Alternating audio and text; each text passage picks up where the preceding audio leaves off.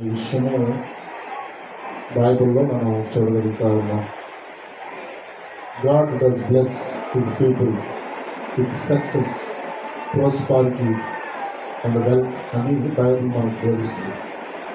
సొలొమోను రాసినటువంటి సామెతల గ్రంథాల్లో చూసినప్పుడు చాలా అధ్యాయాల్లో ఈ సత్యాన్ని ఆయన తెలియపరుస్తూ ఉంటాడు.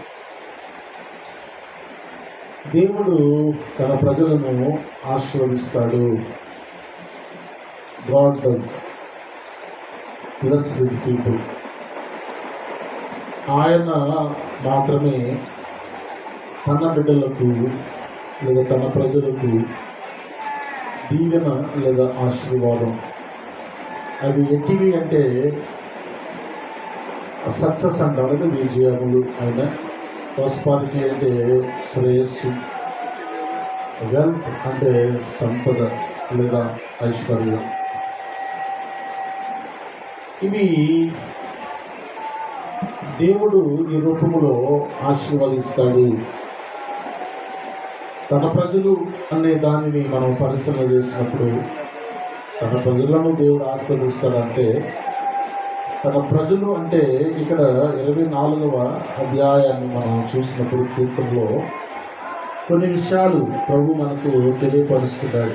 24వ కీర్తనలో మీరు చూసినప్పుడు ఇందులో ప్రాముఖ్యంగా మరి 4వ వచనాన్ని మనం చూస్తాం. వ్యర్థమైన దాని యందు మనసు పెట్టదు, కపటముగా ప్రమాణము చేయదు, నిర్దోషమైన చేతులను శుద్ధమైన హృదయమును కలిగి ఉండువాడే వాడు యెహోవా వలన ఆశీర్వాదము పొందును. ఎవరు ఆశీర్వదింపబడతారు అంటే తన ప్రజలను.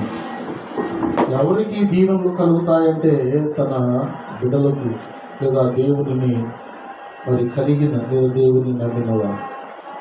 ఆయన బిడ్డలు అంటే ఆయన బిడ్డలకు ఉండవలసినటువంటి స్వభావాలు, లేకపోతే ఆయన బిడ్డలకు ఉండవలసినటువంటి మరి ఆ యొక్క క్యారెక్టర్, లేకపోతే క్యారెక్టర్ కాకుండా ఆయన బిడ్డలకు ఉండవలసినటువంటి గుణ లక్షణాలు ఇక్కడ బైబిల్లో మనకు కనబడుతున్నాయి. ఎవరికి దేవుడు ఇస్తున్నాడు ఆశీర్వాదం అంటే మరి వ్యర్థమైన దాని యందు మనస్సు అనేది పెట్టకుండా, కపటముగా ప్రమాణం చేయకుండా, నిర్దోషమైన చేతులతోనూ శుద్ధమైన హృదయము కలిగి ఉండువాడే, అటివాడే యెహోవా వలన ఆశీర్వాదము పొందుతాడు.